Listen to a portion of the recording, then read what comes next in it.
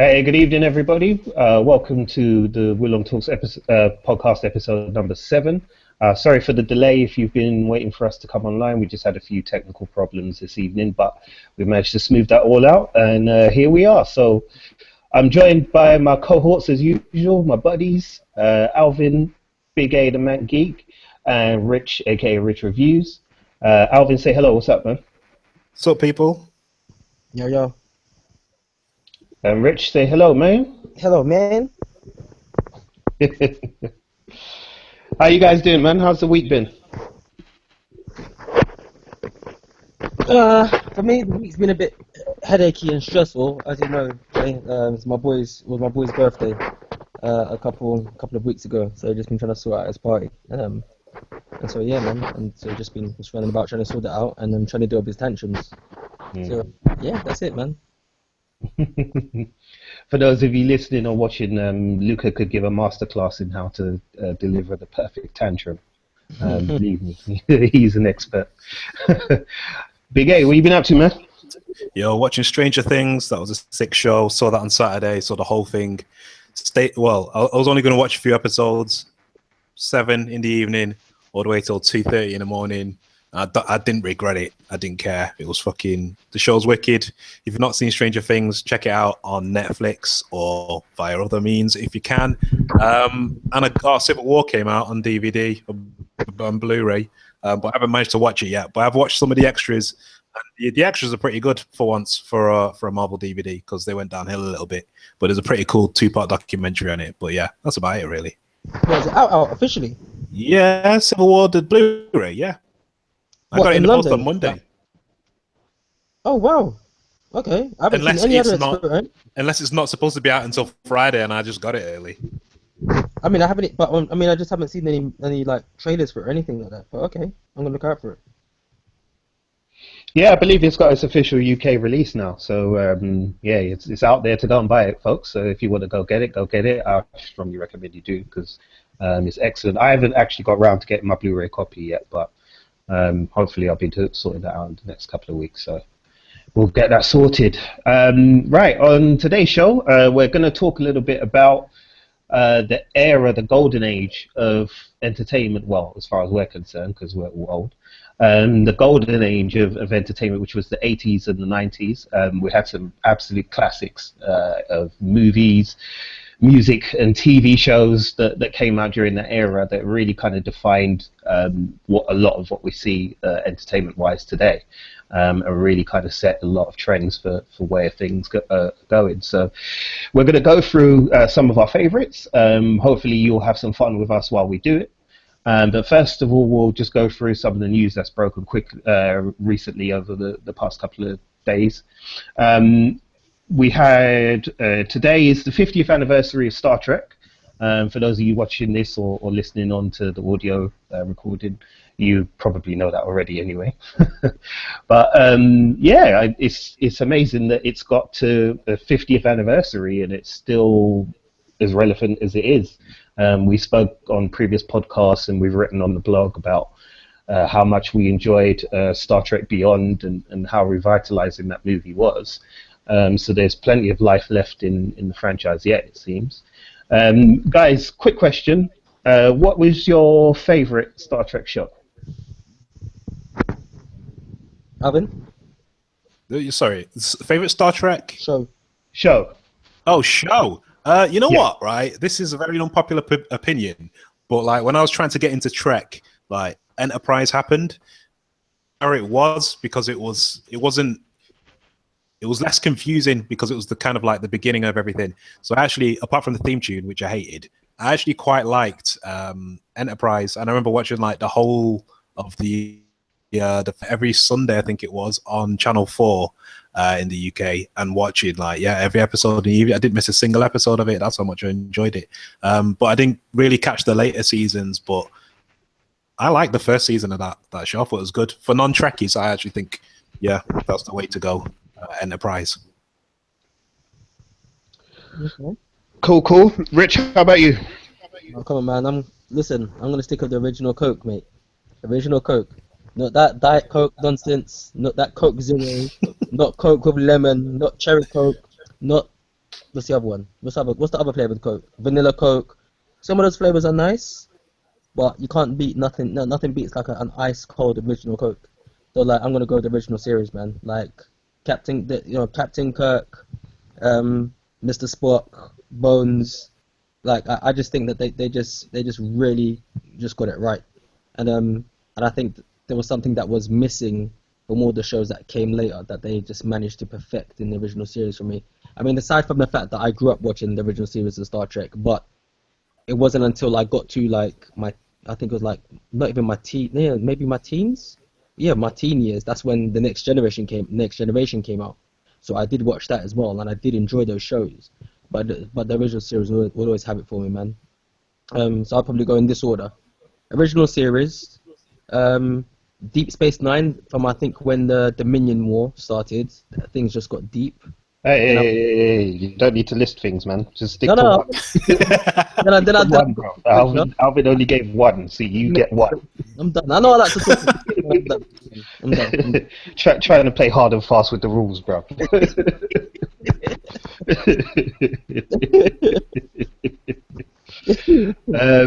Yeah, for me, I think.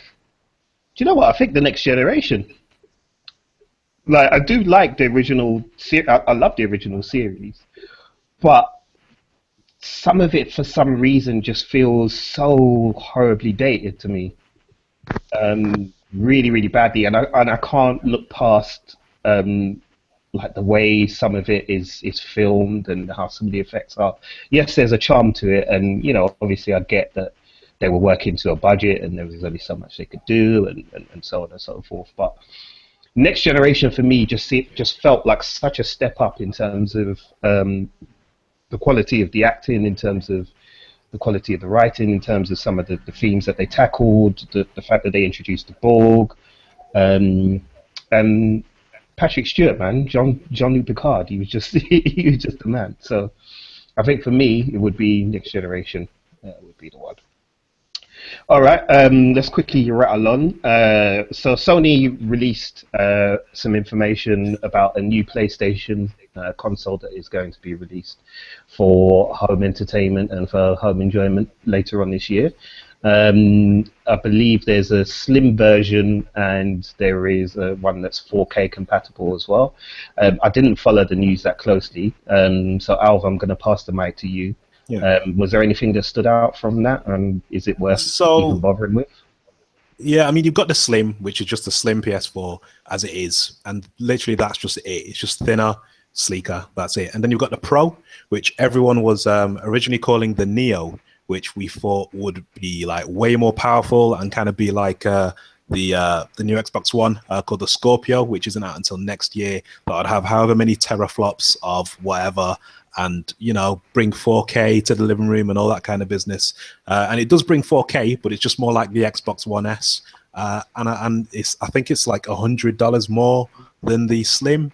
I don't see the point. Like, literally, nobody's got a 4K TV, so there's no point in buying these kind of upgraded consoles. I mean, I don't think I'll bother with the Scorpio when that comes out for the Xbox, but it's nothing to kind of get your panties all wet about, because it's just like, so, you know what I mean? It's like, you may as well just buy a PC, make a good PC, man. You know what I mean? It's like, I think consoles are on the way out, and I think this is kind of Sony's attempt at trying to stay relevant. And I think Microsoft are aware of it, which is why you've now got the Play Anywhere feature with like downloaded Xbox One games and stuff like that. But it's a weird climate gaming at the moment, man. Yeah, it seems like there's just a lot that there's a lot of things that the industry is trying to do to keep excitement and interest going in it. And whilst Sony can definitely point to their sales figures for the PS4 and say, well, we're having success, look at this. I think there is a question about long term, like how sustainable is this model, considering the way that the market is going and the fact that mobile gaming just seems to be taking over everything. And speaking of mobiles, Apple launched they haven't launched it officially yet, but they released information about the iPhone 7. I couldn't really see what the big fuss was about, to be honest. And I used to be a big Apple fan, but you know, from what I understand, apart from the Plus model, all the screens are 720p, which seems a bit of a weird decision to make, considering that every other manufacturer is giving you 1080p on screens now. So I don't know, that was weird. And the earbuds thing, I saw online somebody described they're called AirPods. They're like wireless Apple earbuds. Somebody online described them as like shower heads, and that's exactly what they look like. Well, the worst thing is they've taken also, away the jack, the headphone jack. There's no headphone, there's an adapter, and it's like, why fucking do that? Why take away a headphone jack? Well, that's something they've been trying to do for a long time. Because when I worked in AV back in the day, it was something that I said for a long time they were trying to do, and there was significant pushback from manufacturers of headphones and things like that, because they didn't want the associated costs of having to be tied to some kind of connector that only Apple were patenting, which is the Lightning connector. Now I think with a lot of other manufacturers using USB-C and mini USBs and things like that in the phones, it at least makes things a bit easier for manufacturers who want to present a different jack for the headphones, the speakers and things like that to be plugged into. But yeah, it was always on the cards. They've been trying for years to get rid of the old 3.5mm jack. I don't know why. It's great as far as I'm concerned. It does the job. But yeah, there's really this desire to get rid of it. So Apple seem to be the ones who are rolling the dice and pushing that out. So we'll see. Really, we'll see how that goes down with Apple fans. The other bits of news, quickly, they had some preview images for the Jessica Jones comic that's coming out, I believe in October. So they've released some of the variant covers and things like that are going to be out. It looks really good. I don't know if either of you two have seen it, but I'm a big fan of Jessica Jones, of the comic book and the TV series. And it looks really exciting, so yeah, I'm really interested in what they do with this. Rich, did you manage to see that at all? What, the Jessica Jones comic? Yeah, no, I haven't. I haven't seen that. I did see the stuff about the new iPhone pop up, but wasn't really my thing. I'm not really an iPhone fan or an Apple fan, to tell the truth. Yeah. So that kind of skimmed me by. Jessica Jones, I did know that they were bringing something out. I think I mentioned it last time when I did a thing of like what's coming out in the next few months. I'm really interested to see where it's going to go. Who's the artist? Who's the artist for the comic book? Do you know? I can't remember. I'm pretty sure it's David Mack, though, and I actually think it's Mack and Gaydos, Is it Mack and Bendis doing the book? Yeah, it's because Bendis is writing it again. So I think it's Mack and Bendis. And I think Gaydos is involved as well, doing some of the artwork. I'm not 100% sure, but I think that's the case. Okay, so basically it's just the original people from the original one, yeah? From the first yeah, pretty much the original team being brought back together again. So, yeah. Yeah, no, that's cool. That's cool. Cool. And then lastly, we had the breaking news that broke earlier this afternoon, which is, I'm going to butcher his name, even though I've been practicing it all day to try and get it right. Joe Manganiello. Yeah, Joe Manganiello. So basically, the guy who was in True Blood, the wolf, wolf dude. Yeah, he's going to be Deathstroke in the forthcoming Ben Affleck Batman movie that we still don't have a name for yet. And I've read in some reports suggesting that he might pop up in Justice League as well, but I don't know how accurate that is. Apparently this has been kind of rumbling on for a little while, but he himself confirmed it on Twitter today, so it looks like it's a go. Guys, you think this is a good news, good casting? Yeah, I heard the film's called Batman. I like him. I like, what I like about him? I think hopefully he seems to be, one thing he's good at. He's good at being a physical person. I also know him from from Magic Mike and Magic Mike XL. Because, I think 3% of the time I am gay, so I will watch those films. But but I think that he will bring a good physical present to Deathstroke, which is something that was actually done quite well in the Arrow TV show until they really like kind of sidelined Deathstroke and made him a bit of a pansy. And you know, and this Joe, let's just call him Joe M, because I don't want to butcher his surname here, but Joe M, I think he's going to be someone that's going to be able to stand up physically to Ben Affleck, and to tell the truth, like they're both not the most amazing of actors, so it's not like one's going to be able to outshine the other in acting states. So I'm excited to see where they're going to go with him. Cool. Alvin, did you want to add anything? Well, he's been in both universes. He's been in both Marvel and DC, because he was Flash Thompson in Sam Raimi's Spider-Man. Oh yeah. And but no, yeah, he's good. Like I used to, oh god, I can't even believe I'm admitting this. I used to watch True Blood, and yeah, he was good in that. You know what I mean? He was one of the better characters. But I wanted him to be Kraven the Hunter. I wanted him to return to Spider-Man as an entirely different character in like Spider-Man Homecoming or something, and have Kraven the Hunter hunting Spider-Man across New York City. But yeah, no, if he's Deathstroke, I reckon he could be pretty cool for the character as well. So yeah, I'm all for it. In fact, Adam, that's actually a really good shout for him playing Kraven the Hunter. Can you imagine just cracking, especially like the new Spider-Man that we've got with what's his name again, like Tom Holland. Tom Holland. Can you imagine this Deathstroke just cracking the new Spider-Man in the ribs? Like it would actually, you know, like when Spider-Man fought against Kraven the Hunter, like he always, even though he was a normal human, although he was kind of enhanced somewhat, like it wasn't like this guy was dangerous. That would have been interesting to see on screen. That's a good shout for that one, man. Definitely. I think they're missing out of doing Spider-Man villains like that. They always go for the sciencey ones. You know what I mean? Like the ones with like all the tech suits and all that kind of business. They never focus on like mutations and that. It's like, well, this kind of X-Men's kind of territory. So I don't know. Maybe not. Who knows? But maybe one day. Yeah. All right, cool. Well, let's get down to the meat and veg of this podcast. So as I said at the top of the show, today's show really is kind of looking at our childhood and kind of remembering some of the things that we loved and how they've kind of influenced the entertainment that everybody kind of enjoys now. So with that in mind, let's get down to it. Guys, we were kind of thrashing out this week some ideas for kind of things that we could discuss. And one of the things that Richard suggested was we looked at our favorite TV shows, movies, and music from the era of the 1980s and the 1990s. Now, this is kind of a big, broad thing. So, Richard, as you were the architect of this, I'm going to dump this on your lap, and I'm going to get you to lead the charge on this.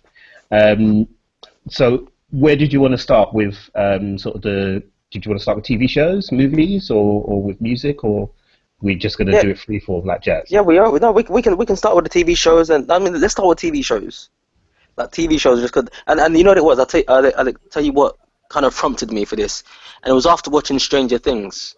And basically watching Stranger Things, and then I watched like the first episode of The Get Down, which is also on Netflix, which is a TV series by Baz Luhrmann, and it just reminded me of like good shows that weren't remakes of anything, and I missed that, you know, and so I was like, you know what, like what's happened to that? Because you're looking at all these things like remakes, and there doesn't seem to be any form of original story, and everybody just wants a franchise as well. So I said, like, let me look back and look at the things that made me happy as a kid, like when TV shows were simple, when you could get a TV show about a man and his monkey who drove a truck. You remember shows like that? BJ. No, and the joke is, hear the joke. The show's called BJ and the Bear. BJ and the Bear. But it's about a man and his monkey. Forget that one of them is called BJ, because you know.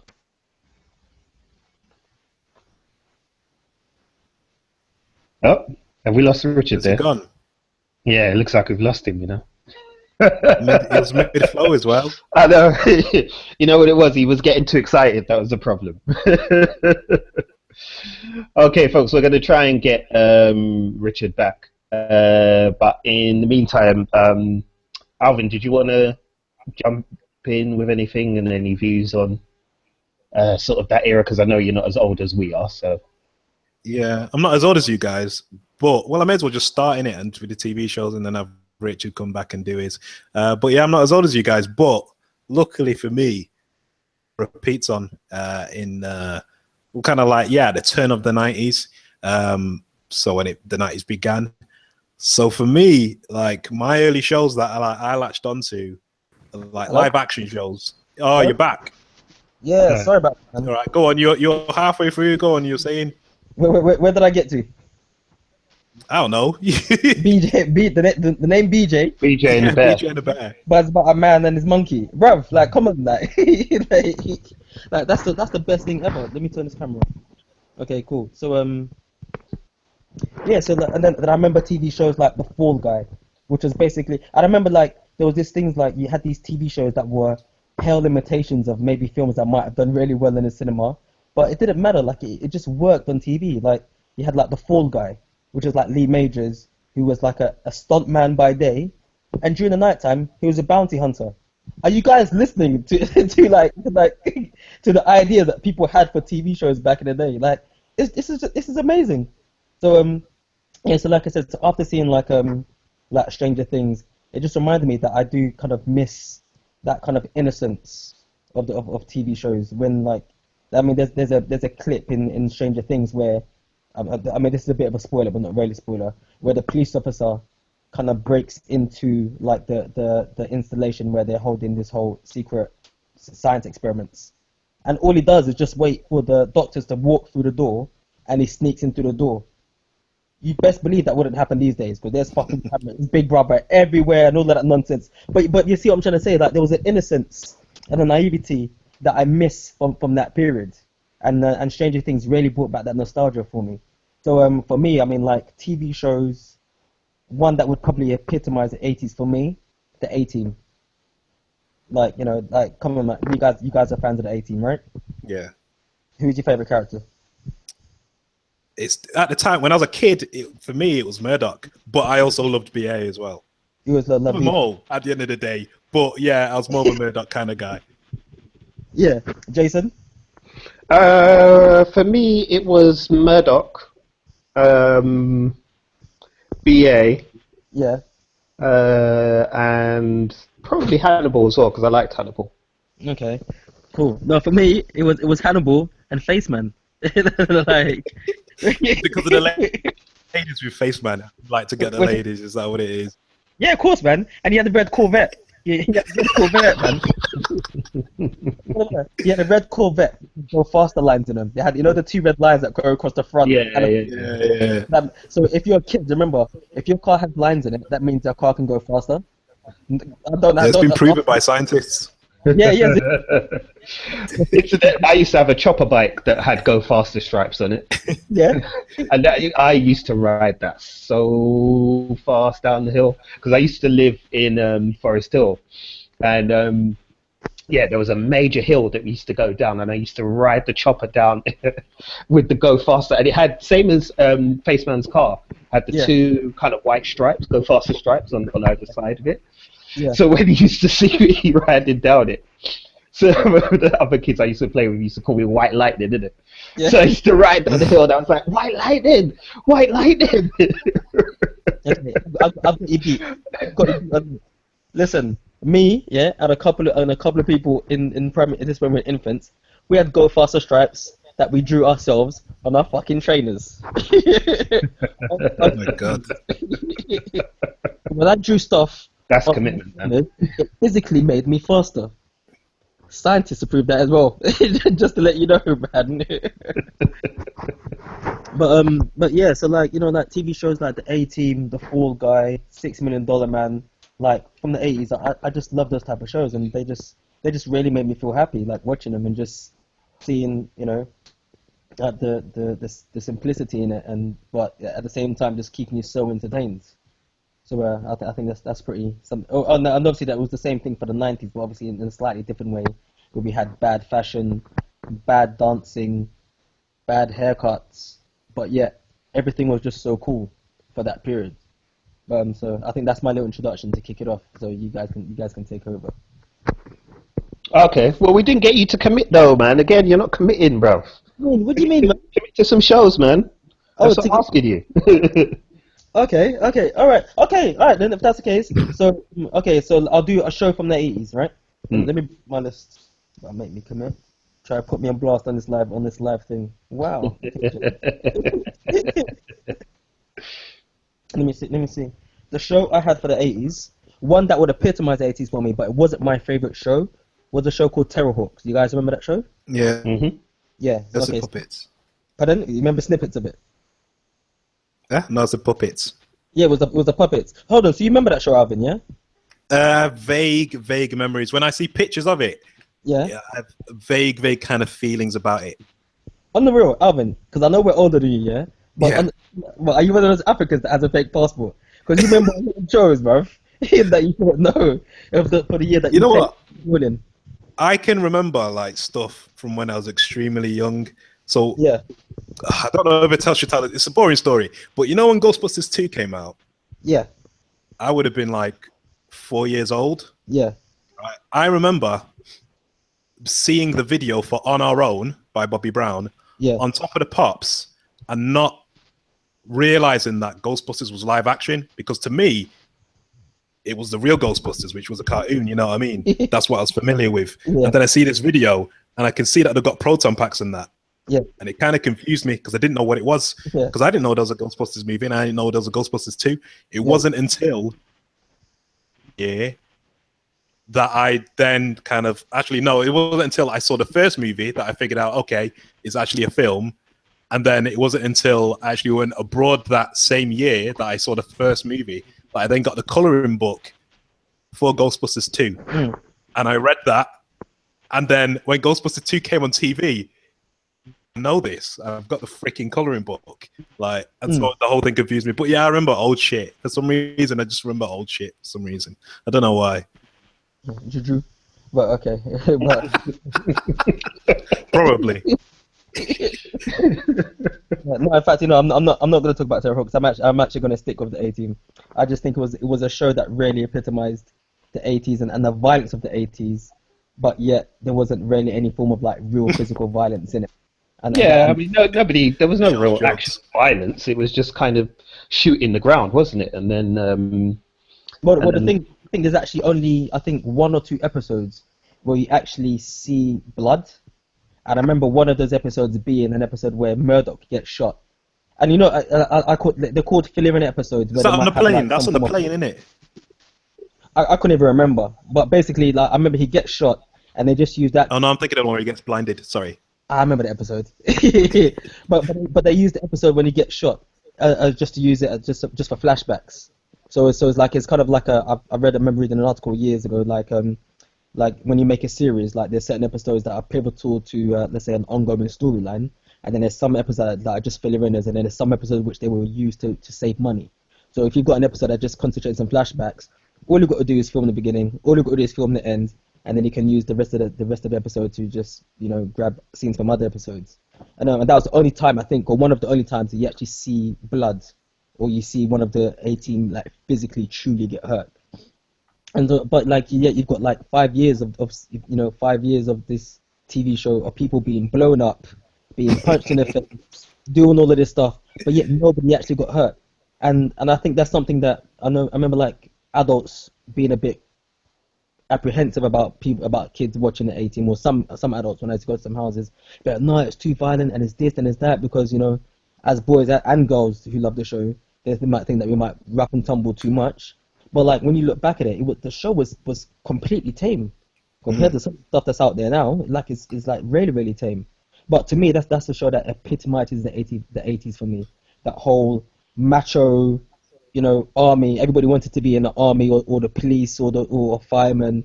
Nobody wanted to be, go on bloody X Factor and be a singer or be a dancer. I'm not saying there's anything wrong with that, but we were kind of like conditioned in a way to want to be able to serve your country or to be able to do the right thing. So that's the reason why I love that show for the 80s, and why the A-Team still holds a little special place in my heart. How's that? Okay. How's that for committing? No, you've committed. That's good. That's good. That's good. Good start. Let's keep that going. I'm surprised you only picked one, though.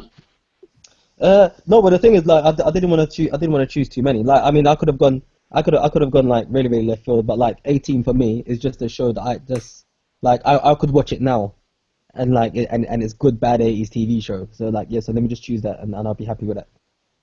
Oh, okay, cool, fair enough. Well, I'll go next. I couldn't really like anything like this. It's always hard for me to just pick one. So what I've done is I've written a list. So after I've chewed you out about not picking one, I'm not going to pick one. But yeah, it's always hard for me to do these things. So I've actually just written down a list, but I can tell you kind of briefly. I'll keep it brief, Alvin, so you don't have to wait too long. But No worries. yeah, basically, like, there's a number of shows that kind of always stick in my head. Terrorhawks was one of them, although when I thought back about it, actually, Terrorhawks, the only thing that I really remember is that they ate green jelly in it, and that they were weird-looking puppets. Yeah. Aside from that, I really can't actually remember, like, the plot or anything like that. So the show, the earliest show that I can think of, well, there were two, really. There was The Incredible Hulk, which, I mean, we could do a whole show just on that by itself, so I won't even go that deep on Incredible Hulk. But there was Incredible Hulk, and there was another show which was called Manimal. I don't know if you remember it, Richard. Yeah, of course I do, bro. Yeah. Okay. Yeah. So for those of you listening who don't know, because there's probably a few of you going, "What the fuck?" A show called Manimal. So so the show was.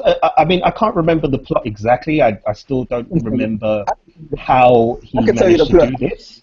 Oh, you can, yeah. Yeah. Okay. All right. Cool. Well, just quickly run through the plot, and then I'll get back to why I put Manimal down. Okay, so basically, I can't remember, I can't tell you exact names, but the main character of Manimal, his father was, or his father, or his line, his father, his grandfather, so forth. They were like famous entrepreneurs or businessmen who were also like game hunters, and basically, I think the actual being of Manimal wasn't a curse. So what it is that his father went away to Africa or something like that, and gained the power to change the different animals, and he was meant to use this power to basically to help save the innocent.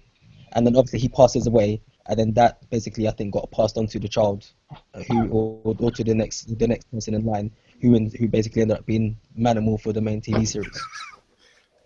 Right. Simple as that. Yeah. Like No. I said, That's right. Yeah, that Simple. actually brings it back to me now. Yeah, no, you're right. You're right. You know why it stood out to me? Because, as I said, it's one of the earliest things that I remember seeing, and I remember seeing one scene where, what was it now? He was trapped in a cage. He was hunting some kind of crooks from a crooked circus or something like that, and they chucked him in a cage. And I remember he goes through this transformation scene, and the transformation scene was so good, like I literally ran out of the room screaming. I was about, I would have been about 5 or 6 years old, I think. Yeah. Yeah, I would have been about 6 years old. I remember running out the room screaming because this transformation was too real to me. And I remember my older sister was like, "Why are you running? Like, why are you running?" And I was like, "I don't want to see it. He's turning into a monster. Just call me when the transformation's finished." Because that was it with me. Like, I always, and it was the same with Incredible Hulk as well. I didn't like to see the transformation, but once the transformation was done, I was cool. But it was like the bit where the body contorted and all of that, all of the kind of body horror elements, those kind of things, I hated. Like, it terrified me. So Manimal always stood out to me because of that idea that this man would suddenly turn into like a panther or a hawk. Or there was one episode where I remember he turned into a dolphin and was like swimming in the sea and stuff. And the thing is, like, Alvin, you're right to laugh because it sounds like ludicrous now. Like, when you listen to it, like, absolutely ludicrous. But I remember just being transfixed by this idea that this guy could turn into different animals and all of that. So, and it's the kind of thing that I just don't think you would get. You know, you made a good point earlier. You were talking about the naivety of that era. Yeah. Like, how many audiences how many TV audiences today would tune in their numbers to watch a show about a guy who can turn into different animals because of a curse? Like, that's going to be like a sci-fi's finest that only comes on at like 2 a.m. in the morning. You know what I mean? Nobody's tuning in to watch that. Yet that was on primetime television. So Yeah. it kind of shows you, as said, a little bit of the mindset and the naivety of the people. So yeah, Manimal was one. Sorry, go on, Rich. I've got two things for that show. Here's a piece of trivia, like, because I got bad sleeping habits, so this is something I read up years ago. That show was actually cancelled, and the reason why it was cancelled, and this can actually add to the reason why you were so scared, is that the amount of special effects, the amount of money that was put into special effects was so high, because they wanted to do it properly. Like, they weren't actually able to like finance for another season, so it was cancelled after. I think it was cancelled after like 8 episodes. That's number one. Number two, remember what I said about this is gonna keep on coming up when it comes to 80s shows, right? Remember, like, the simplicity and the naivety of it. As you said, so Manimal was chasing these criminals, bad guys who have guns, and they capture him and they throw him in a fucking cage. A cage. Who does that? Only villains. Only villains from the 80s do that, man. I miss 80s TV shows, man. And the thing is, right? The thing is about that I remember as well. He turns into a panther. Yeah. And like, when you think about it now, it's like, why would you turn into a panther if you're already in a cage? Like, surely you turn into like a snake or something like that. Yeah. Slither in between the bars, or a lizard. No, he turned into a panther, and yet somehow he manages to escape. Like, it's just madness when you think about it. And yet, there you go. That's the 80s kind of typified, really. So Manimal was one. But I'll quickly run through some others, and then I'll let Alvin speak. Knight Rider was another one for me.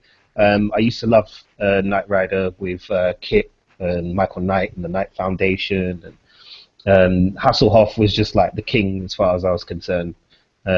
Sorry, David Hasselhoff, for those who are listening who don't know about Knight Rider. But yeah, that's definitely a show to look up if you like your 80s kitsch.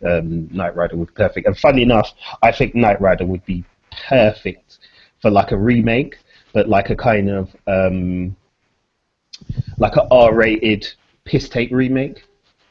I think like that would work beautifully if it's done by the right people and it's in the right hands. I think there's a lot of mileage in that. But Knight Rider was one, and the other one was Littlest Hobo, because it was something me and my big sister used to watch together, and we really enjoyed Littlest Hobo. It had a really catchy theme music, which is kind of a theme with me. If the theme music's catchy, then you usually got me. But it was also cool just to see this dog like just roaming around on adventures. You know, it was a modern day version of Lassie, and yeah, it was just really fun, really sweet, and really innocent, and as you would say, rich, naive. You know, that's what made the Littlest Hobo so successful. So yeah, those are the ones for me. Alvin, your turn, man. Tag in. Good man. Firstly, I've just seen a clip from Manimal where he transformed into a panther. And I can understand why you were scared as a kid, because it looked fucking weird. You know what I mean? It took 1 minute and 45 seconds for him to turn into a fucking panther. That was long. Yeah. Anyway, you both mentioned like a lot of shows that I used to watch. Like the big three for me were The Incredible Hulk, which at the time I didn't know. I didn't know what the fuck Marvel was, you know what I mean? And I fucking loved the shit out of that show. And also the A-Team as well. And you've also mentioned Knight Rider. But because you didn't say a lot about it, I'm going to go with Knight Rider. Because for me, like, I must have been, 4 or 5, like, seeing the repeats of that. And just this cool as fuck, sleek, black, awesome looking car. And this white dude with curly hair in a leather jacket, about the place and all that, and they're on missions. That's cool as fuck. You know what I mean? It's a car that speaks. You can't get any better than that, and it's just so simple. And as a child, you understand it, you get it. You don't understand that technology is not that advanced, and that can't actually be a thing. Not even now, technically. But no, man, that show. Like, I've watched back the pilot episode like last year. And it was fucking hilarious. Yeah. But funny for the right reasons, though. Like, there's a bit where these two guys are trying to break into Kit and steal him.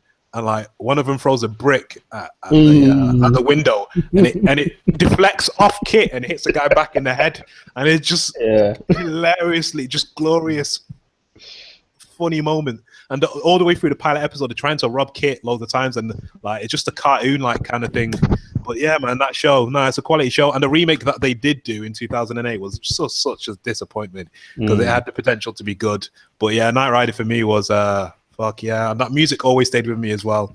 But yeah, I need to get the seasons on DVD because like fucking hell, quality show. But yeah, Knight Rider, loved it, awesome. Introduced me to Hasselhoff, and then obviously watched Baywatch as well.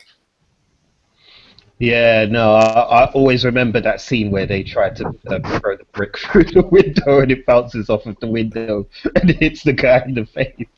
And I remember thinking that was just like comedic genius when in my young age. I was like, oh my god, that's so funny. And it's like you look at it now and you're like, what the hell? Like, really? But yeah, no, Knight Rider was yeah, very much a staple in the early days of my TV watching. So. Yeah, that's all good, man. Quickly, I wanted to move on, if you don't mind, to touch on 90s TV, because I think all three of us watched a lot of TV in the 90s as well. So I think we should at least give a quick shout out for some 90s TV hits. There was kind of three shows really that I wanted to kind of mention. One was Tailspin. Which was the Disney cartoon Tailspin, with characters from the Jungle Book, but kind of set to. Rich, you remember the old Humphrey Bogart movie, The African Queen? Yeah. So basically, like you know Tailspin, don't you? I'm like, they're explaining it to you. But... And like, had the characters from the Jungle Book and from Disney and whatnot. Yeah. Mm. Yeah, so for those listening and watching who don't know, I mean, Tailspin is basically, it was really ingenious idea. Right? They took the characters from the Jungle Book, as Richard said, and then kind of married them up to those kind of sort of late 1940s, early 1950s sort of jungle exploration movies that were really popular around that period. In particular ones that, because I think Humphrey Bogart actually did two of them around that time. And usually, you know, the hero was this kind of grizzled, gruff, grumpy, old ex-sailor or someone like that who'd been sent on, you know, some mission to go and carry some freight through deepest, darkest Africa. And Jungle Book was very much sorry, not Jungle Book. Tailspin was an animated version of that, featuring the Jungle Book characters. But I really loved that show. I got into it so much. Like, I loved Baloo in it. I loved King Louie, and the fact that King Louie was like a nightclub owner. I loved the fact that like Shere Khan was a businessman. It's just brilliant. Like, it was really brilliant, and the animation actually stands up today as well, which is not surprising given that it's Disney. But you know, it really, really stands up, and it has the best theme music I've ever heard on the animated show ever. Like, just amazing theme music. I mean, and Disney, again, that's not a surprise because it's Disney, but they always do well with that kind of thing. But yeah, just amazing. So Tailspin for me was one of the 90s shows. The second one, it was a toss-up between these two, and I decided to go with Thundercats. I was thinking about going with Turtles because I was a really big Turtles nut at one point. But I went with Thundercats in the end. Thundercats for me was just like, again, it was another one of those things where my mind was just like blown completely.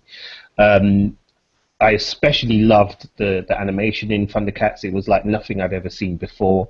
They married up loads of different styles. They married up lots of the American styles, which had very sort of strong colors and bright colors and vibrancy, and then they matched that with kind of the Japanese style of movement and character movement, and, you know, exaggerated jumps and leaps and things like that. And then you add into that, you know, the mythology behind it, and the weaponry, the sorcery, the villains, and, you know, I completely got sold on Thundercats. So Thundercats for me was the one that kind of just pipped Turtles for me. And the last program I was going to mention was Desmond's, the 19th. Desmond's, even more than those two programs, I think, if I had to kind of put it personally, Desmond's was the first time I'd ever seen a TV show on primetime TV about people that looked and sounded like me. You know, I grew up in Peckham in the early 90s. Desmond sort of started around the late 1989 and went on to 1994. And for those of you who don't know it, it's about a black family who own a barber shop and hair salon, and about their kind of daily tribulations. There's the father who basically just wants to go back home to Guyana. He's kind of tired of England and English life. There's his wife Shirley, who's Jamaican, so they have these kind of slight cultural differences between the two of them, which causes some friction sometimes. Then you have the teenage daughter who's kind of getting into womanhood and is kind of discovering herself and discovering the world, and Desmond is constantly trying to shield her from all of that. And then you've got the teenage son who's also kind of growing up as well in that environment. And you know, Peckham in that at that time was very much kind of a melting pot. So the show kind of dealt with people from loads of different backgrounds. They had the white barber Tony, who worked in the store as well, who was a local and kind of grew up in the area and knew more about black culture than anybody else did. And it was amazing because I felt like I knew a million Tonys when I was growing up in Peckham, because it was just, you know, that's what it was like. And then you had Matthew, you know, the Ghanaian student who was a student for God knows how long, and always had some piece of wisdom to hand out. And of course his friend Pork Pie, who had his own spin-off show as well for a little while. But Desmond's, said it was just a really personal show for me, because it was at a time when you didn't really see too many black people on TV at all. So to see one about a black family, and for it to feel like, you know, like so many families have said that I knew, and so many elements of growing up in sort of southeast London in the early 1990s, and the fashion, the culture, the music, the food, you know, the heritage of the different people involved and how that plays into it, plus it being a very kind of London-centric show as well, and so kind of capturing the feel and the atmosphere of London at the time as well. It was, it was an amazing show, it really was. So yeah, for me, that was probably the top show of the 1990s for me, was Desmond's. Okay, I've talked about that long enough, guys. So Alvin, you want to jump in? Yeah, my choices were kind of like shows from the 90s that I used to watch. Like I don't know if you ever remember a little show by Jerry Anderson, live action show that he did called Space Precinct. Yep, yeah. I remember that. Yeah, I was super into Space Precinct. Well, even from a technical standpoint, I can still appreciate it now, which is just because they use loads of animatronics.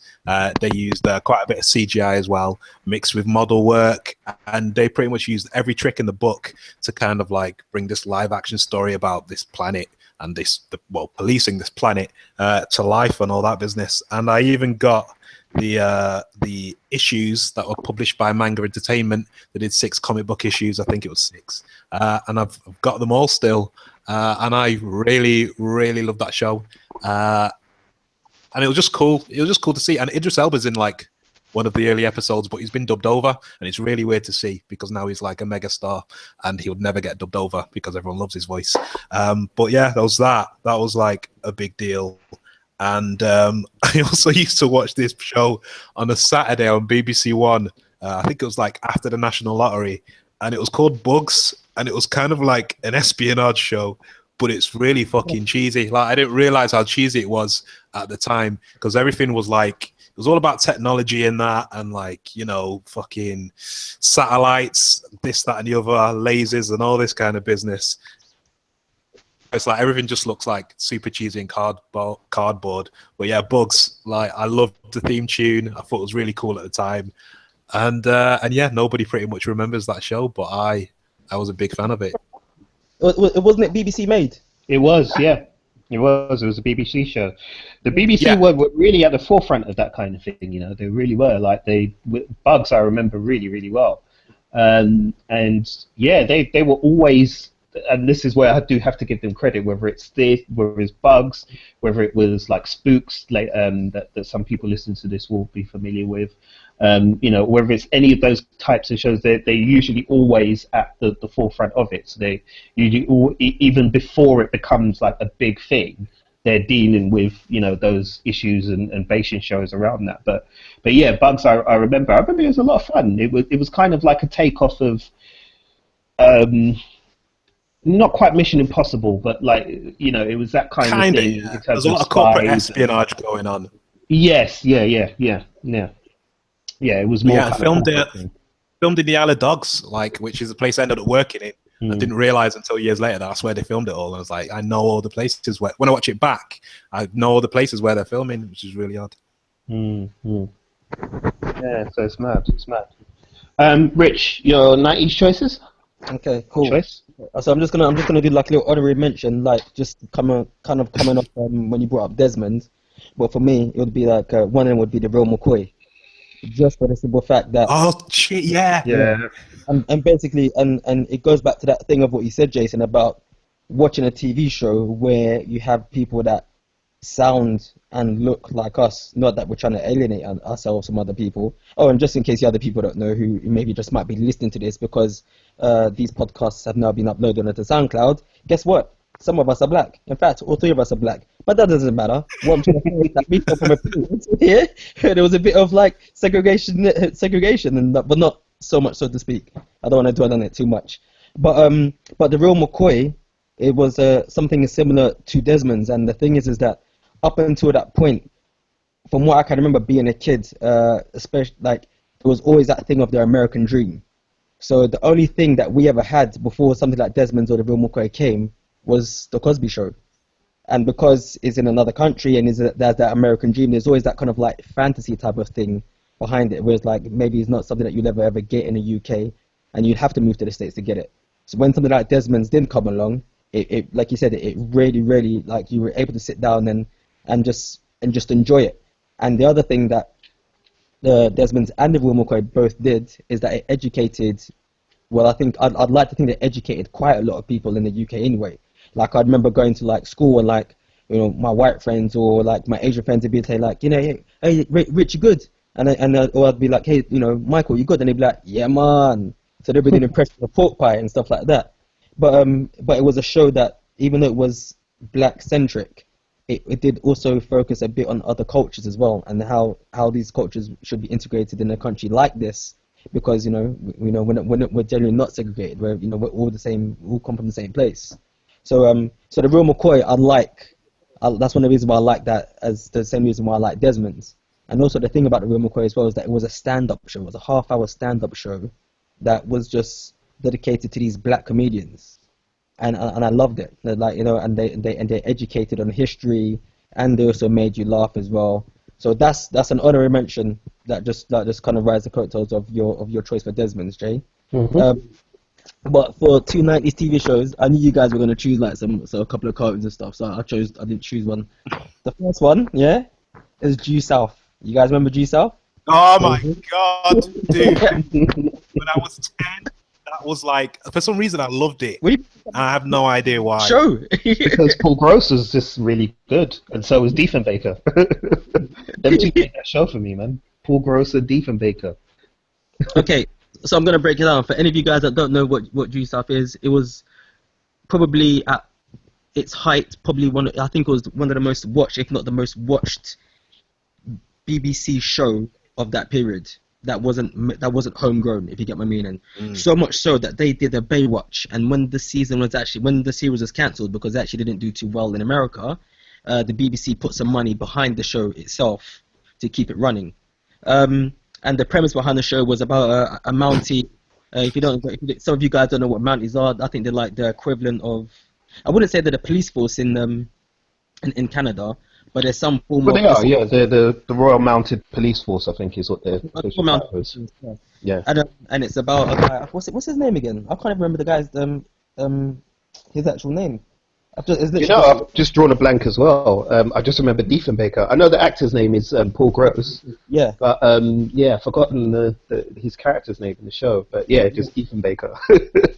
I remember. He comes from a family of Mounties, and his father was a Mountie. He was killed. I think killed in New York. And so basically, he gets sent to New York to he comes to New York to try and find his father's killer. And basically, he keeps on getting into trouble with the New York police, and so they assigned this, tough New York streetwise cop called Vecchio, Ray Vecchio, that's his name, Ray Vecchio, who was a bit receding, was like Italian American, so he had a bit of a Hey, Rich, sorry to stop you mid-flow, but I hope you're going to mention the Vecchio scandal, because that vexed me. But oh my gosh, I know what you're talking about. Yeah.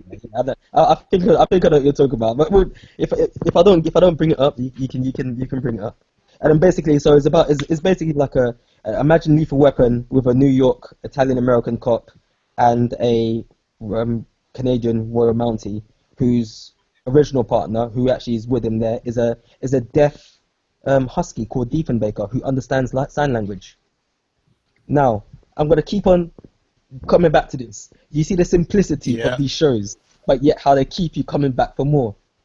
A Mountie and a cop and a deaf husky who go around New York fighting crime. But why was this so popular? I mean, I'm looking at the intro now. I'm like, shit, I used to love this. Yeah. You know what?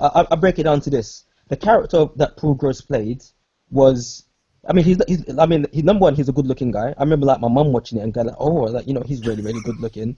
But he played up to the stereotype of a Canadian, but in a very, very good way as well. Where he was very, very charming and very, very polite. And I think one of the things he'd always say is that if you explain something to him, he'd always say understood. He was always like a very, very, he was the perfect gentleman.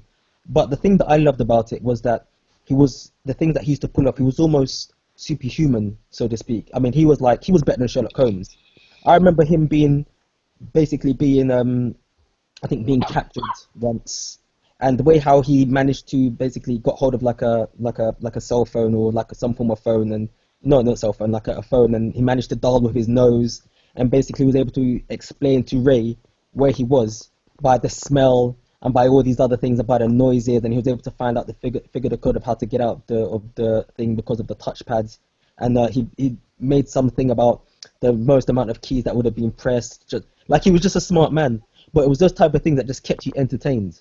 But it was just a really, really good show, and I think it lasted something like 3 or 4 seasons, and I think halfway through the seasons they changed the original Ray Vecchio to like another Ray Vecchio, and that's, I think, to me, I think there's certain points when a show just kind of loses its traction, and I always blame it on that when they changed Ray Vecchio to like a fake Ray Vecchio who's like some blonde haired guy. Is that what you were talking about, Jay? The Ray Vecchio scandal? Yep.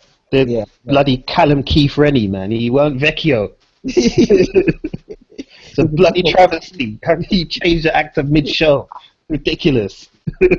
and then they had this ridiculous episode where clearly, like, I forgot his name now. The Mountie knows that this guy is not like the Ray Vecchio he was dealing with. Yeah.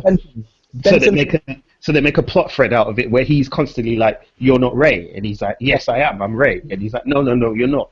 And so he spends like the whole episode trying to find Ray. Yeah. And then at the end, he's kind of like, "Oh well, I guess this is Ray now." And I'm like, "What?" It's a lie. It's a lie. God damn it! It's a lie. It's all a lie. But Benson Fraser, his name was. That's it, Benson Fraser. Yeah. That's it. And I'd like to point out that do you remember that he was also able to see? This is how you know the show was amazing. So he was able to see the ghost of his father. Do you remember that? And his ghost of his father. Yeah. And his father also had a friend who ended up passing away as well. And his ghost, or maybe his ghost wouldn't come, or maybe his father's partner was actually still alive, and was played by Leslie. No, he was a ghost as well. Was he a ghost as well? But Leslie Nielsen. Yeah. Yeah, so I think he died at some point, and then he comes back as a ghost as well. Yeah. Like the show was just a great show. It was just nice, man. It makes me feel happy in my tummy when I think of that show, man. Also, I'm pretty sure Carrie-Anne Moss appeared in it pre-Trinity. She did, yes. Oh wow. Okay. Yeah, I remember that she did. Yeah, there's quite a few actors actually. It said quite a few notable actors who passed through that show. So, yeah. Yeah. So that was the first one, and then the second one was a toss up between these two, right? It was a toss up between Beverly Hills 90210, yeah, and Saved by the Bell. I'll go with Saved by the Bell, man. Yeah, Saved by the Bell. I love Beverly Hills, man. Okay. Beverly Hills is terrible. Can I just say also Mario Lopez? I'm pretty sure he sold his soul to the devil because he looks like he's still 16 years old. Oh yeah, yeah. He sold his soul to the devil a long time ago, man. Long time ago. There's a whole gang of them, and it consists of, these are some of the members: Mario Lopez, Angela Bassett, Pharrell Williams. You know, like, none of those people age, man. I'm telling you, Illuminati, that's what it is. It's like a vampire Illuminati. Yeah, they're bloody coven, mate. That's what it is. They're a coven. And yeah, like Saved by the Bell. People don't know Saved by the Bell. I actually remember watching it when it was first broadcast in the UK, and when it started off as an original series called Good Morning Miss Bliss. And I remember watching it at my grandma's. I used to, me and my cousin went to our grandma's house, and she lived in Hounslow.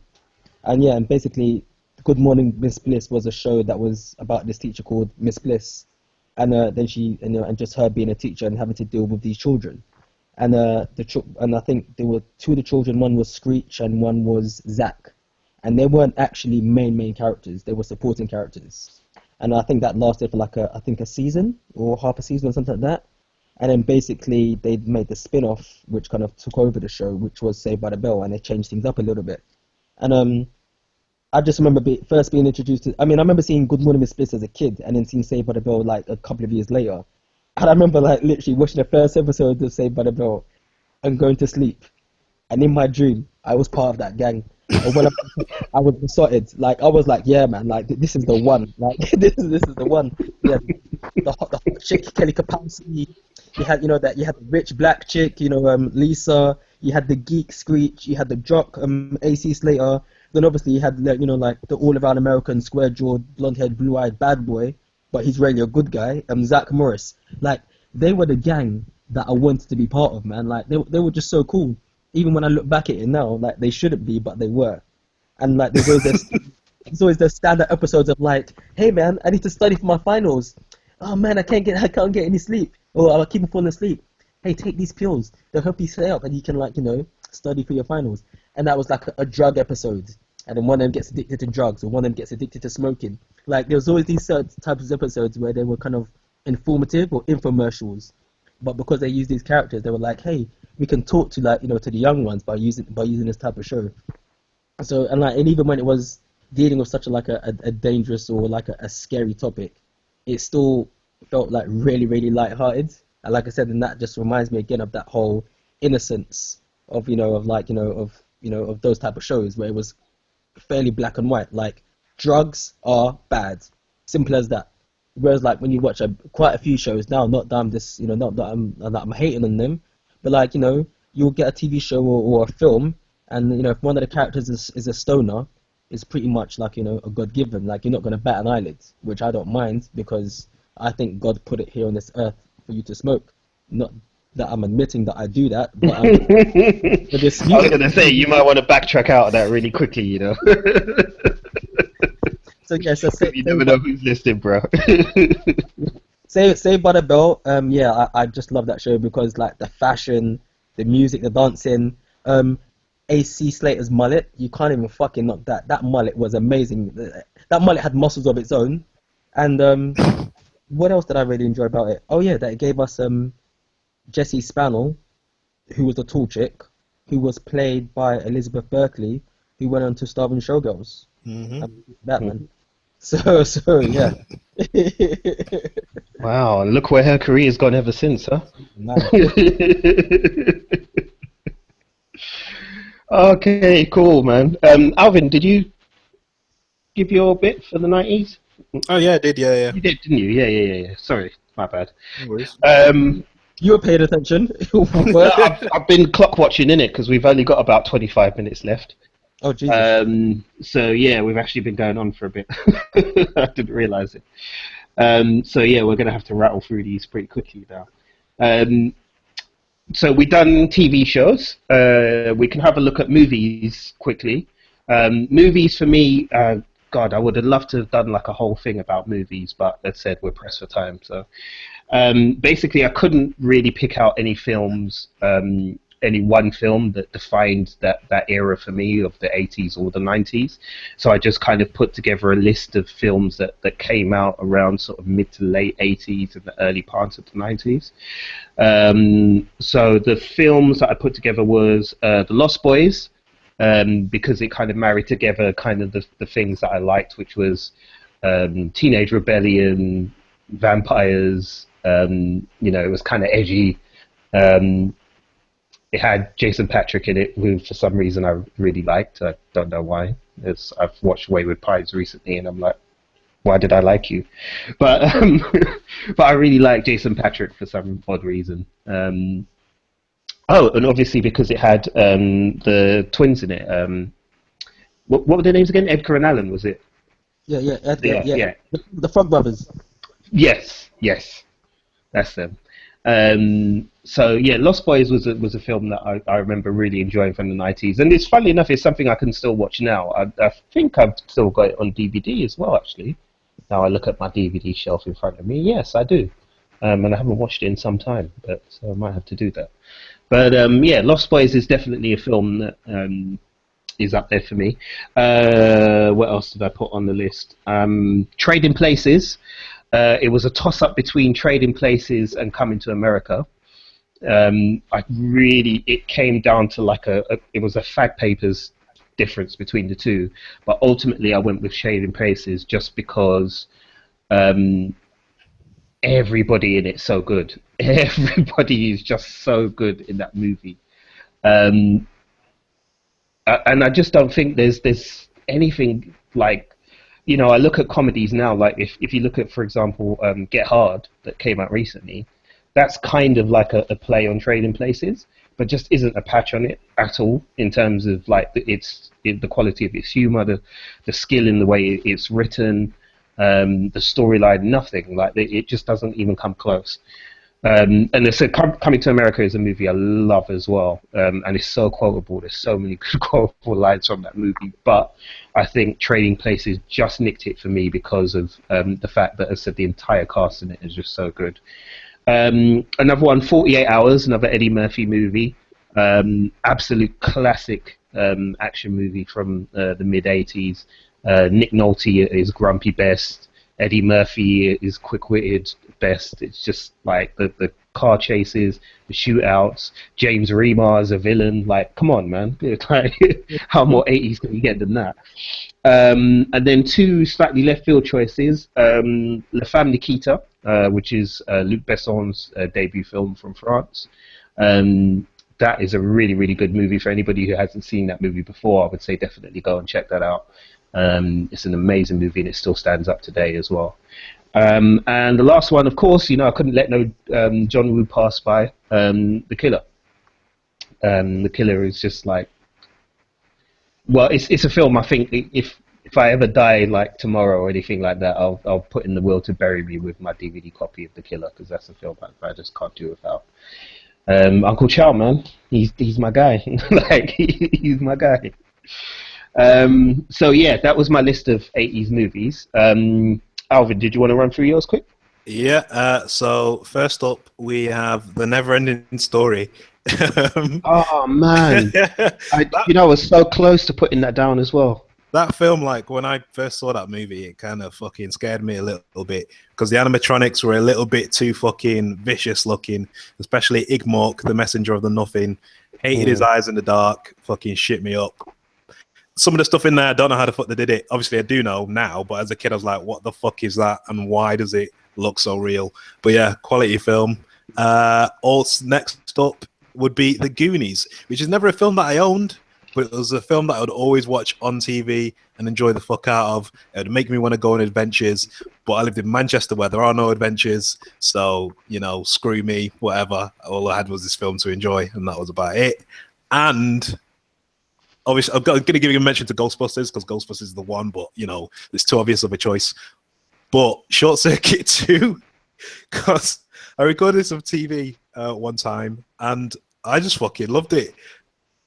It wasn't until I got older that I realized some weird things about it, which I'm not going to go into. But I think it's actually quite a heartfelt movie that deals with kind of identity and belonging and stuff like that. But I don't think that many people understand that, because on Rotten Tomatoes it's got like a 38%. So nobody gets that it's all about like becoming a citizen of somewhere that you weren't born, perhaps, and stuff like that, and feeling different from everyone else. It's actually quite a deep film, but yeah, Short Circuit too, man, love it. Yeah, Short Circuit 2 is amazing. I'm sorry, I'm with you 100% on that. Thank you. I thought I was going nuts then. No, 100%. Short Circuit 2 is amazing. You know why I got 38%? Because people are stupid. That's why it's got 38%. So yeah, that's why it's got 38%, because you people out there are freaking dumb. Short Circuit 2 is fantastic. It covers, as you said, everything you just mentioned about identity and belonging and, you know, immigration and all issues that are relevant now to Americans now. Yeah. You know, they were dealing with in Short Circuit 2. And, you know, technology's place in the world, and should we fear it or should we embrace it? That film was ahead of its time. That's the reason why it got 38%. But that's cool. Richard, do you want to go on, man? Yeah, sure. Yeah, good shout on the Goonies. That was actually on my list, Alvin. Short Circuit. I was never really. I mean, it's a good film for what it is, but I was never really a fan of it, to tell the truth. Like I think my sister liked it, and a couple of my other friends liked it, but just didn't really do anything for me. Lost Boys. Yeah, definitely a good shout on that. Who didn't want to be the Frog Brothers? It had the Corys in it. Corey Haim and Corey Feldman. You can't go. Yeah, that's it. And Jay, your list was ridiculously long. Like, well done to that. My first film, Ferris Bueller's Day Off for the 80s. Like that's just a film. In fact, any film by John Hughes that he's ever done, and I'll be like, yeah, like they all epitomize the 80s. They all spoke from the heart. You know, like and he was able, and for a grown ass man, I mean a proper grown ass man, who was very able to, I mean, he's very well versed and able to speak for a generation that was maybe 2 generations below him. Like, if any of you guys have ever seen A Breakfast Club, like, or haven't seen A Breakfast Club, go and see it. Like, it's probably one of the best films ever. It's probably one of the films that I wouldn't like to see remade, but if they did, like, I would go and see it just to see, because the topics behind it are things that still stand, that still stand up now. And I mean, like, we probably experienced at least one of the things that one of the characters experiences in that film, just being geeks alone, being sci-fi fans or being comic book fans and things like that. Times are changing, but when you're growing up and you're a teenager, you're always going to face the same type of things, no matter what country you come from, no matter what type of upbringing you come from. When you're a teenager, you're a teenager. Simple as that. But out of all the Johnny Hughes films, I'm going to choose Ferris Bueller's Day Off. Just because that Matthew Broderick is like so goddamn charming in that, man, and I wanted to be him. Like he was just the man. Like I look back at it now, and this guy went through hell and high water to take a day off, spend with his best friend, who's absolutely neurotic, and his girlfriend, who's absolutely besotted with him, even though he knows that he's gonna be graduating to a higher class, so he's probably gonna have to break up with her. So he's a bit douchey anyway. And what does he do? He does nothing throughout the whole day. I remember watching it when I was younger and going like, wow, like he took a day off and he did this and he did that. But he doesn't really do anything. But when you break it down, there's the last line that he says at the end of the film where he says something about life moves pretty fast. Sometimes you gotta stop and take a look around, otherwise it will pass you by. And to me, it just epitomizes that whole like surfer 80s culture as well. That was kind of like, in the 80s that I really, really loved. The soundtrack behind it was crazy. Mr. Rooney chasing after Ferris Bueller was just like probably one of the best like chases throughout the whole film. To me, it's almost like basically Mr. Rooney's trying to catch Ferris Bueller because he knows that he's taking a day off, but he can't prove it. So he leaves the school premises looking for Ferris Bueller, and it almost becomes this whole cartoon episodes. Every time he gets ever so slightly close to catching him, he just keeps on getting foiled. And it's like Wile E. Coyote trying to chase the Roadrunner, or Tom trying to chase Jerry. And with each time he nearly gets closer and closer, like he just keeps on getting busted or battered or set on fire or getting bitten by dogs. The film is just an amazing film, and it's quite heart-wrenching and heart-touching at certain points, especially when you're dealing with like a you know, some of the characters who are surrounding Ferris Bueller, who seems to be this kid who has his whole life, you know, pretty much well thought out. There's also a couple of cameos from some 80s characters or some 80s actors or actresses. So Christy Swanson's in it. She's she plays like a brief cameo, like in one of the classes. She was the original Buffy the Vampire Slayer in the 90s film which came out. And also you've also got Jennifer Grey playing Ferris Bueller's sister. She was Baby in Dirty Dancing, which is another one of like my favorite films. And then you've also got that famous cameo of Charlie Sheen, which when you look back at it now, is Charlie Sheen. It's, I think, what's the correct way? Is it art imitating life? Because he just plays this drugged up guy in like a police station who meets Ferris Bueller's sister, and basically manages to, you know, to talk her around to leave her brother alone. But Ferris Bueller is a film that really epitomizes the 80s for me. Another one would be Beverly Hills Cop, just because it was the first time that I'd seen like an 80s cop film with a black character like Eddie Murphy. So you'd have your films like In the Heat of the Night, which wasn't set in the 80s, but they were very much black cops are always very much played very straight laced. Whereas like you had Eddie Murphy, who was this streetwise guy, and he was just cool, and he wore trainers, and he wore like that little baseball jacket with the Letterman jacket, and he had an afro, and he swore, and he was just cool, and he had his own theme tune, which was then released on the charts and went to #1 in the UK. So I just thought that Eddie Murphy as Axel Foley was just the man. So those are the two shows that I would choose for the 80s, or two films that I would choose for the 80s. And for the 90s, I don't think I actually even chose anything.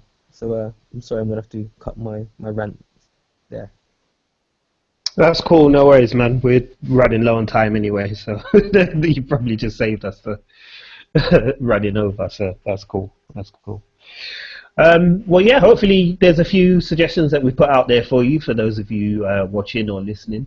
What I will do is, if you guys send me the names of the stuff that you've put down, what I'll do is I'll try and put up a list somewhere. In fact, I'll do it on our blog.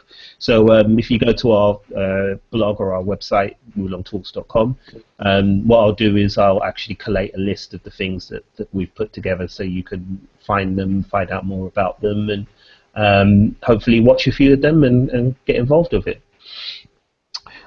We did have a section about music to talk about, and music that had inspired us, but I think we're running so low on time now, we're literally just going to have to rinse through that real quick, which is a shame, because music is one of my passions and I love talking about music. But we'll just have to rattle through it really quickly. So for music, for me, I didn't actually pick any music that... Oh, no, I picked one song which is related to a movie or TV show from the era. So I picked Bobby Brown, Take Control, which Alvin, you mentioned earlier. That was at the height of my Bobby Brown period, so that was when I had the lean fade haircut. I used to wear like the baggy trousers with cuffs at the bottom. I used to wear like shoes. Do you remember ballet shoes, Richard? Yeah. Yeah, they were kind of suede with like two laces that went across the top, and they had like a black rubber grip at the bottom. So I used to wear those, and my baggy trousers with cuffs, with cuffed ankles at the bottom, because I wanted to look like Bobby Brown did in all of his videos where he used to wear like the suits and stuff like that. And so I had the lean fade as well, so I used to always go to the barber. And a lean fade, for those who don't know, is basically when you grow out your afro hair, you get your hair faded around the edges, and then he cuts like a lean shape into your head, like a triangle almost, and then it goes at an angle from one side to another. That was basically what I had. I know. These kids are bringing it all back, man, and I'm like, I'm so confused now, because everything's coming back. Like, they brought back that, they brought back Patrick Ewing trainers, they've brought back all of this kind of stuff, and I'm like, wow, like I should have kept my shit, because I would have been rich right now. But yeah, there you go. But yeah, so Bobby Brown, Take Control was a song that I loved, because it was not only was it on the Ghostbusters soundtrack, And not only did the video have like loads of cameos in it, that I was like, oh my god, that's like Iman, and there's Donald Trump, and there's this and there's that. But also because I said I was going through my Bobby Brown phase, and Bobby Brown's album that song was featured on was actually the first piece of music that I ever bought for myself. It was one that I bought from Woolworths. For any British listeners, they remember what Woolworths is. I bought it from Woolworths on tape for like 99. Gosh, the memories. I think it was. And yeah, I used to play it on my little tape deck and try and do all the dance steps that he did. So yeah, that was the track for me, man. And the other track that I will mention as well is not movie related, but it's by Tina Marie called Square Biz. Partly because it was a song that would always play at like family get-togethers and family do's and stuff like that. My aunts and that would all do like the electric slide and things like that to that tune. And also because I remember when I watched the video on Rock Around the Clock, which was like the early 80s version of MTV, basically, kids, for those of you listening who don't know. When I saw the video, I was just amazed because I was like, wait, where's the big black woman who sings this song? So when I saw this tiny little white woman singing, belting out this tune, and then not just belting it out, but doing the rap verse herself as well, I was like, what? Tina Marie had just like so much soul. It was crazy. And then Rick James went and destroyed her, didn't he? But anyway, I'm ranting. So that's my song's done. So, Rich, did you have a tune or particular tunes that you wanted to mention quickly? Axel F, which was the Axel Foley's theme tune from Beverly Hills Cop. I just thought it was just like, basically it was just like this guy who just had like a Yamaha keyboard in his back room and just found this tune and just played it basically repeatedly over and over. But it was just so cool. Like I think it just epitomized the character that Eddie Murphy played. So there was that track. There was another track that I had as well, which I really, really can't remember. So you can actually go to Alvin, and if it does pop up and we've got enough time, then I'll bring it up. But yeah, but Axel F, which is Axel Foley's theme tune from Beverly Hills Cop, that'd definitely be one of the tracks that just epitomizes the 80s for me. Cool. Alvin, did you have a specific track that you wanted to mention? Yeah, so for me, I'm going to select something from the 90s. So pretty much anything by MC Hammer, because when I was a little kid, MC Hammer was fucking cool as fuck to me. So whether that's You Can't Touch This or Pray or that song that he did for the Addams Family soundtrack. Yeah, I remember that. MC Hammer was the shit. Because like when you're a little kid and you've had like a can of Coke, or should I say Panda Pop, and a bag of Space Raiders, and you're full of energy, there's nothing better than fucking dancing to MC Hammer and doing the Running Man. I remember that you must remember this as well, Alvin and Richard, the movie that he came out with, Please Hammer, Don't Hurt 'Em. Oh yeah. Do you remember Yes, that? I have seen that. I think once though. Yeah, I had it on VHS. I remember it being shown on Channel 4. I think it was, Rich. This is the one where isn't there a death in the hood somewhere or something like that? Yeah. There's a whole funeral and all that. Yeah, I've seen it. Yeah.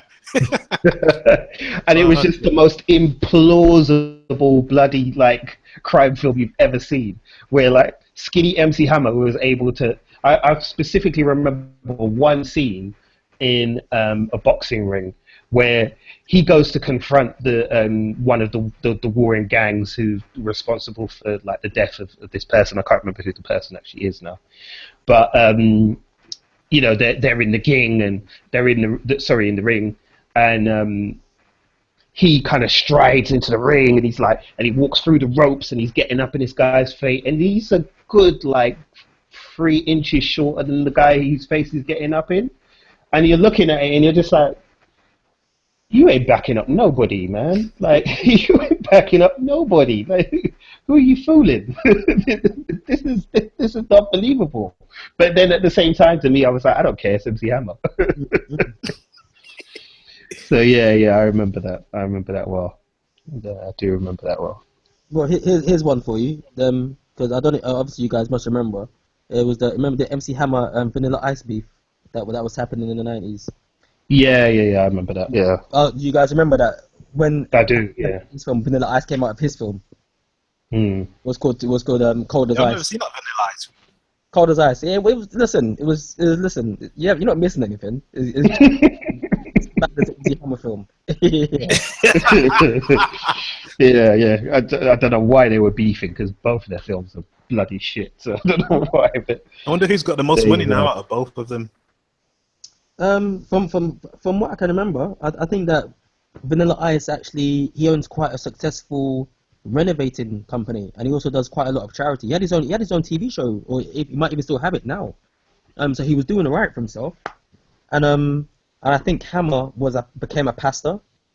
Yeah, Mm. yeah, became a preacher. He did. Yeah, he became a preacher. Yeah. Yeah, and then and I think he's an entrepreneur, and I'm sure he's been doing some entrepreneur work, like obviously not like it in the spotlight, but with somebody else for quite a few years. I can't remember who it was. But I remember just popping up somewhere, and I was like, oh wow, okay, well, good on him, man. So yeah, but I just yeah, remember his cartoon, man.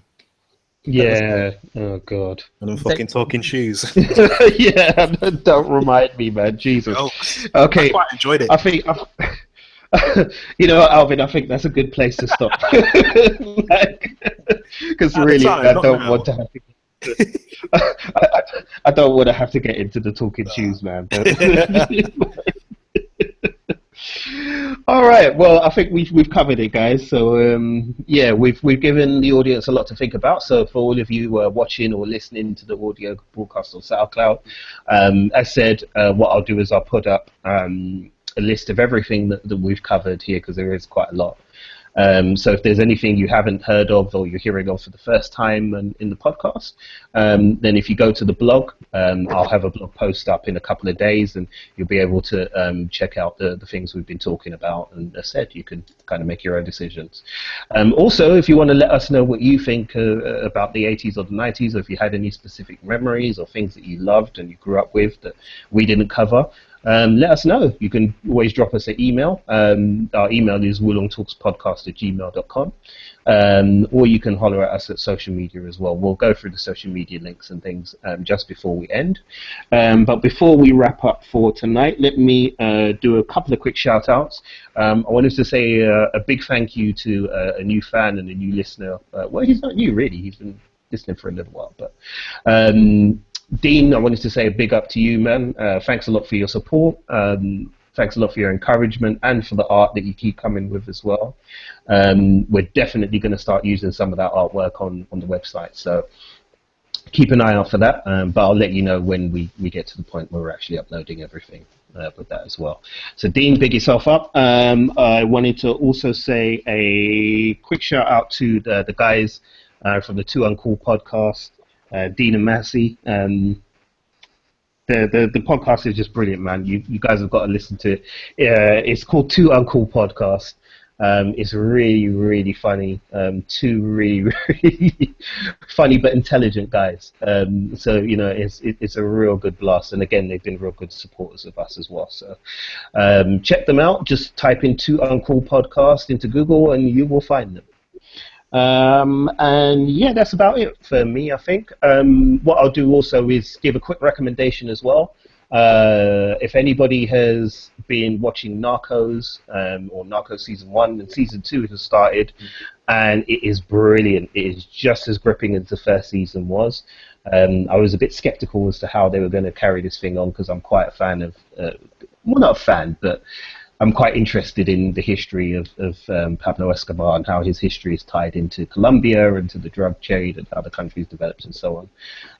But I'm about on the 7th episode now, and things are getting very intense. So yeah, if you like your tense kind of crime dramas, gripping dramas, complex characters and things like that, then Narcos is definitely the one to watch. And the main actor in it is absolutely amazing, Wagner Moura. He's fantastic as Pablo Escobar. So definitely check that out. Rich, did you want to give a quick shout out and plug anything as well quickly? haven't really got any shout out to all you guys listening and for backing us. Keep on showing us love, and we'll keep on delivering it back. Recommendations. Listen, man. Literally, seriously, honest to God, if you haven't watched Stranger Things yet, go and watch it. That's number one. If you haven't watched Get Down yet, go and watch it. September's going to be a busy month if you haven't watched it, because you've got Luke Cage coming at the end of this month. So I've got those three for you guys to go and watch. Literally, Stranger Things, The Get Down, and Luke Cage at the end of this month, and Narcos as well, which I've only seen the first season. So yeah, literally, guys, whoever's listening, just if you listen to anything I say tonight, listen to that. Cool, thank you. And Alvin, did you want to recommend anything or add anything more? Yeah, just echoing what Richard said about fucking Stranger Things. Like, fucking literally, it's got the most perfect 80s hair in it that I've ever seen in a TV show that wasn't made in the 80s. It's like literally just perfect. Just fucking watch it. Okay, there you have it, folks. Just fucking watch it. All right, well, that's going to do it for us, man. Thanks a lot, as Richard said, for listening and watching, if you're watching on YouTube. To those of you who keep tuning in every time we do these things, thanks a lot for your support. Please keep it coming, because the more you keep it coming, the more we'll keep doing this and the better we'll get at it as well. Just to let you all know as well, we do have a few interviews lined up for the next couple of podcasts. We will give some more information on that when time comes, but it's very, very exciting, so we're looking forward to that. And if you want to interact with us on social media, you can check us out on Twitter at Wulong Talks, and Instagram at Wulong Talks as well. Al, if you want to quickly give them your social media details? Yep. So on Twitter and on Instagram, my handle is at BigA85GL. Cool. Rich? Instagram, you can find me Rich Reviews. Twitter, Rich Reviews. Wulong Talks for the Instagram, and obviously the same thing for the blog or the website as well. Cool. All right. Well, thank you, guys. It's been a nice walk down memory lane, man. I definitely feel like ridiculously old right now, so I think I need to end this podcast to go and have a cup of tea and put on my slippers and settle down for bed. All right, folks. Thanks a lot for tuning in, and we'll check you. See you later, guys. See you later. Bye. Yeah.